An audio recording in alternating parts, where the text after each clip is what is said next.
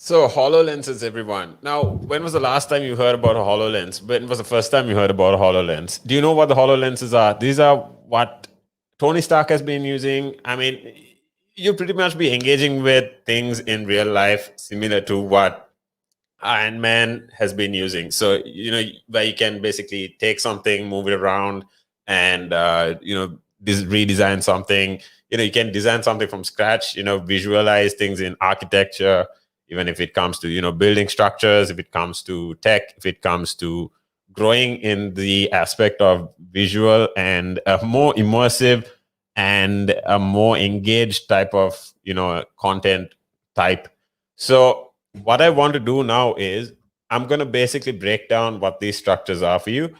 And then I'm going to be jumping into what more you have. My name is Timothy, and I'm on the buzz with you. I'm basically running the buzz for you, where we talk about everything business, tech, and entrepreneurship. Anything to do with tech, business, entrepreneurship. This is the place to be. Usually it's from 12 to 3 p.m. Making sure that you are updated on everything and anything you need to know. Now, talking about the HoloLens, AR and VR is coming into a massive conversation. It's coming into a massive jump just with cryptocurrency, with the booming of cryptocurrency and the booming of the whole aspect around, maturing into a new industry, right?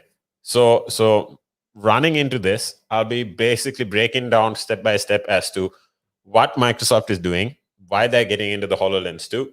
And also, I'll be running into what the scope is. I'll be talking a little about the design as well, so you can get a good understanding of what it looks like. The main point is Microsoft is jumping into a new step and making sure that there's a huge potential for growth. And what I'm going to be doing now is showing you a couple of videos of who we are at Relax Radio, and then coming into helping you understand rather where we're looking at moving in the lines of the performance of this Microsoft HoloLens and what it looks like, what the engagement will be like, so on and so forth. Stay tuned, everyone. Our sponsor of the show is also SEMA. And when you talk about SEMA, it is, pushing barriers in terms of, your qualifications, keeping you relevant in a maturing industry, so on and so forth. So what I'm going to do is I'm going to be showing these to you. Make sure that you are tuned in. I'm going to be showing you a couple of videos of who we are at Relax Radio, and I'll be right back. Good afternoon.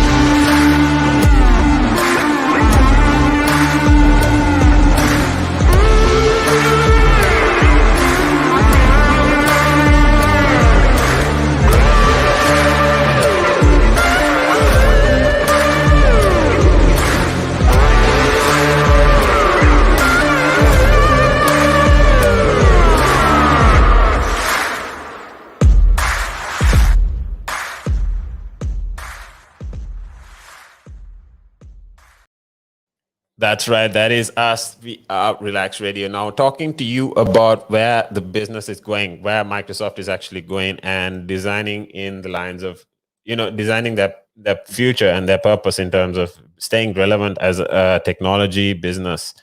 We are another. We we are entering another age in terms of how computers engage with us. We are entering another age in terms of how we engage with computers, and we take information into the computers, and also we give information into the computers. So it started with braille. It started with the whole aspect around if you the huge box projecting whatever it was, and then it started with just calculations, and then it started going into containing memory, doing saving files, things like that. But now it's come into a whole immersive factor where even if you use your Snapchat games, you can realize how biometrics work with so many other aspects as well. So engaging with your Android phones, you can put it into a headset and then get the whole Oculus kind of vibe. So it's all immersive. It's all whole different aspect in terms of how it's growing and where it's going to be. So what I'm saying is, when you're talking about performance, when you're talking about growth and innovation into a different industry, it's a whole different aspect, and where you're collecting information, how you're collecting information could be all different. Now, I've been talking with Kingsley on the buzz as well on how it could change up in terms of what aspect you're running, what what you're using this content for, what you're using these modifications for. If you're using it for architecture, are you designing buildings with your hands, or are you drawing different things with your fingers?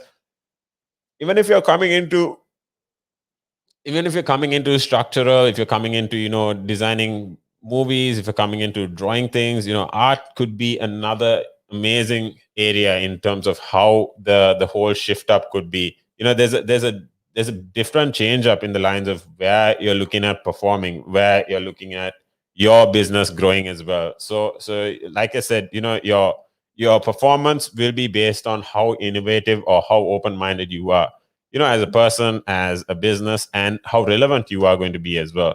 So now coming into the HoloLens, like I said, it's going to be one of the most immersive tools. They've got the visor flaps up, and it's going to be a projecting type of thing where you have the AR, and you have they're talking about how AR is not a pipe dream anymore, really. Apple and Google have it in their phones. There's plenty of hopeful headsets coming into play. We know how Microsoft didn't really shake when Apple and Android came out,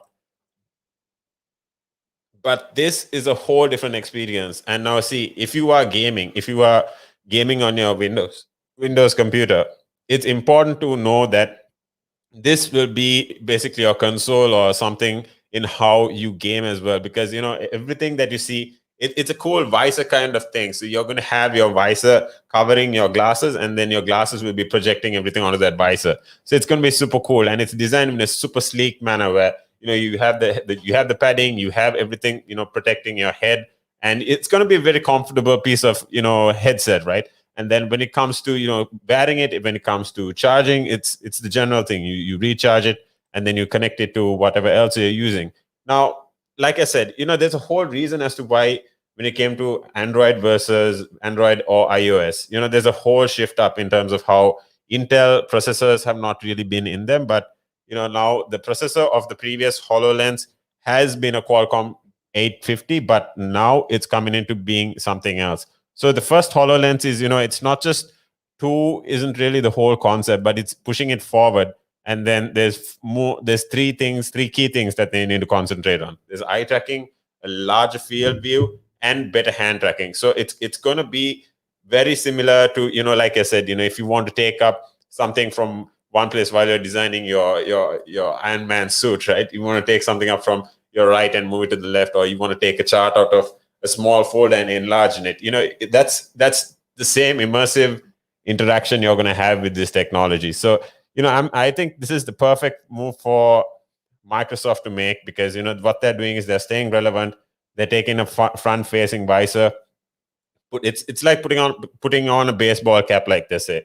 the piece of technology is worth $3,500. That is, I mean, if you order it right now, right, and that's about 556 grams in weight. So I mean, it's half a kilo. I mean, it's still going to understand what your. I mean, it's in terms of what the current users or the reviews say is that it's going to take you about 5 minutes or so to get used to it. But once you do get used to it, I don't think you will want to go back, because the Magic Leap glasses, that's Magic Leap 1, that goes for $2,300. But then now, when you're talking about the HoloLens, this is about $600 more than that. And when you're talking about how the HTC Vive Pro Eye versus the Vargo VR1, these are all new concepts coming into play. It's shifting the industry. If you are into professional, if you are into professional, if you are into business, if you are into tech, architecture, design, education, that could really shift things up as well. Because when it comes to education, like Kingsley and I have been talking for a while on this. When it comes to education, you could help people learn a lot faster. You could help people understand things a lot faster, and move into understanding what industries are doing, change the industry as well. You could save up on a ton of costs when you integrate the physics behind the real world into the operations as well. So yeah, I mean, the HoloLens, I'm pretty confident about it. What I'm going to do is I'm going to keep you guys updated on the buzz, anything business, tech, entrepreneurship. Remember, the sponsor of the show is SEMA, the Nanaska program. Make sure you check it out. We put the number in the video before. I'll see you again on Monday. Good afternoon.